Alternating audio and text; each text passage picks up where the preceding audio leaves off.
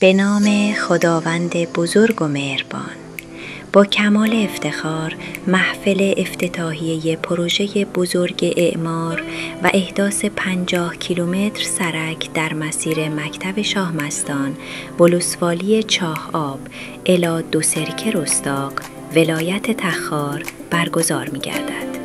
پروژه‌ای که گامی مهم در راستای توسعه زیربناها و بهبود خدمات اجتماعی برای مردم شریف این مناطق به شمار می‌رود.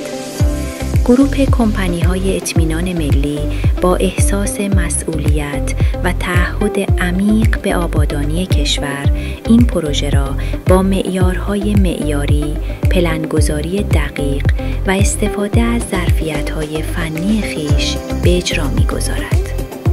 ما باور داریم که اطمینان ملی اعتماد ملت است و این باور سنگ بنای هر گامی است که در مسیر خدمت و سازندگی برداشته می شود.